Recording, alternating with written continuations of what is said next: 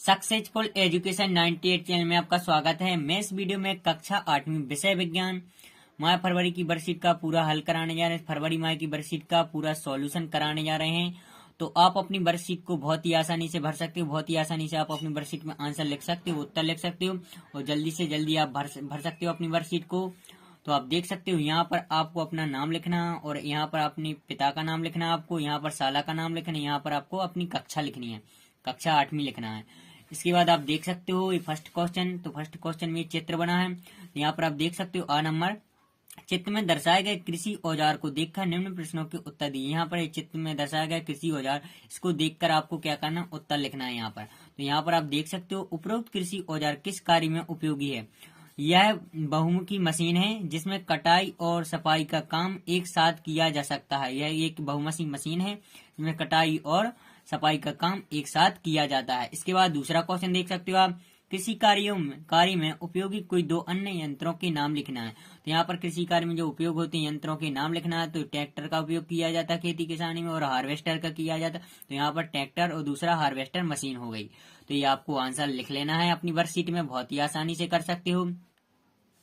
इसके बाद ब नंबर, नीचे कृषि पद्धतियों से संबंधित शब्द दिए गए हैं, उन्हें सही क्रम में व्यवस्थित करना है। तो यहाँ पर किसी से संबंधित शब्द दिए गए, इनको क्या करना है, आपको क्रम में लिखना है। तो यहाँ पर आप लिखेंगे जुताई और हल चलाना, बीज बोना, बुआई, खाद देना, सिंचाई, खरपतवार निकालना, कटाई। तो ये आपको आंसर लिख लेना अपनी वर्कशीट में। इसके बाद दूसरा क्वेश्चन देख सकते हो आप, निम्न प्रश्नों के उत्तर दीजिए। तो यहाँ पर आप देख सकते हो गुथा आटा और तली कुड़ी को 1 या 2 दिन खुले में छोड़ देने पर दोनों में क्या परिवर्तन होगा, होने वाले परिवर्तन का उचित कारण लिखिए।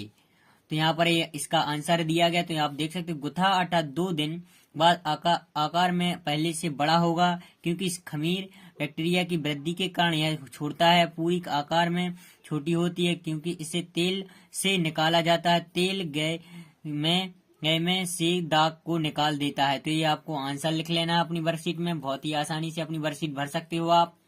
वीडियो को रोक करके आप आंसर लिख सकते हो इसका आप। इसके बाद आ जाना है दूसरे नंबर पर। आपको कुली को जब भारी बोझ उठाना होता है तो वे अपने सिर पर एक कपड़े को गोल लपेट कर क्यों रखते हैं। यहाँ पर आप इसका आंसर आपको लिखना है।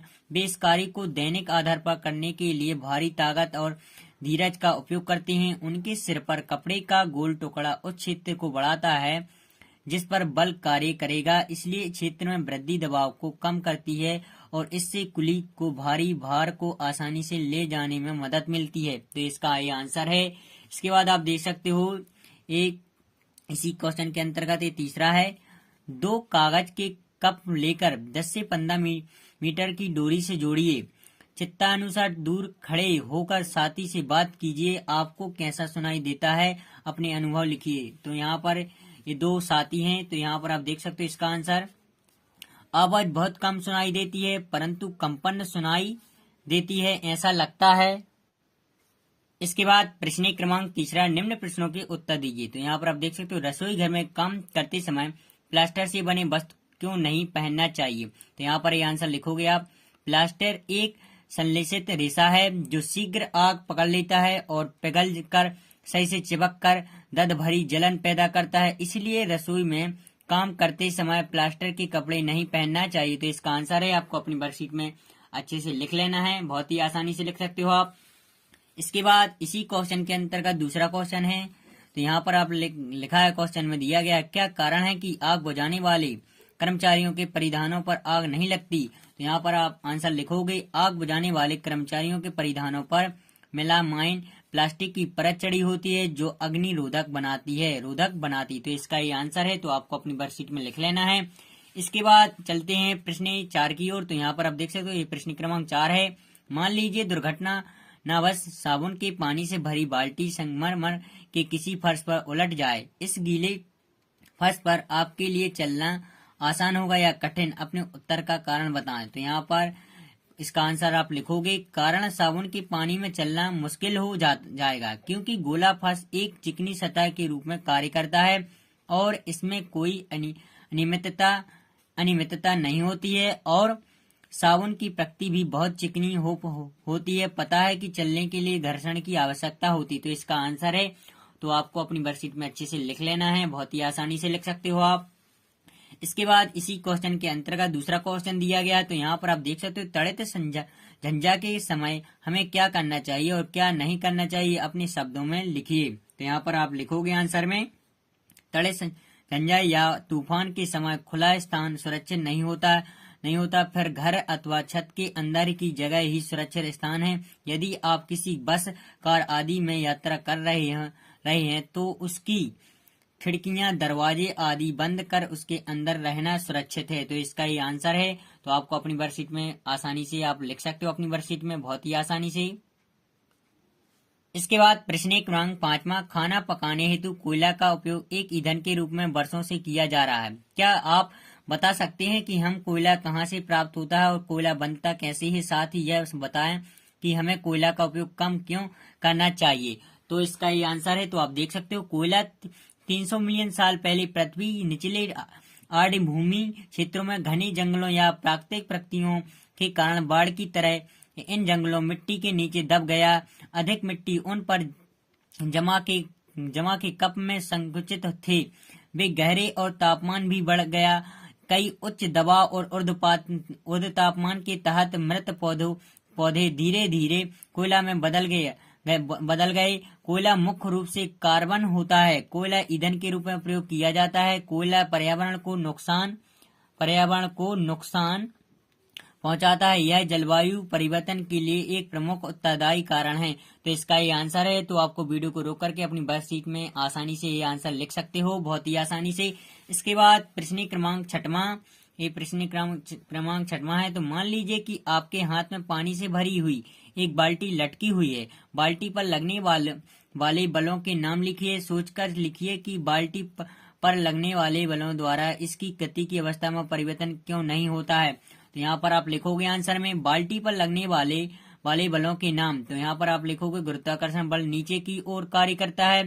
नंबर दूसरा, बाहों का पेशी बल ऊपर की ओर कार्य करता है। तो दो बाल्टी की गति की स्थिति में कोई बदलाव नहीं लाती, क्योंकि ये दोनों बल परिणाम में बराबर हैं और दिशा में विपरीत हैं। इस प्रकार वे एक दूसरे को प्रभाव समाप्त करते हैं और बाल्टी पर शुद्ध बल शून्य होता है। तो इसका ये आंसर है। तो वीडियो को रोक करके अपनी वर्कशीट में ये आसानी से ये आंसर उत्तर लिख सकते हो आप अपनी वर्कशीट में, बहुत ही आसानी से। इसके बाद प्रश्न क्रमांक 7वां एक प्रोजेक्ट कार्य है। तो इसको आपको वीडियो को रोक करके आपको क्या ये आंसर आपको लिख लेना है, बहुत ही आसानी से लिख सकते हो वीडियो को रोक करके आप अपनी वर्कशीट में।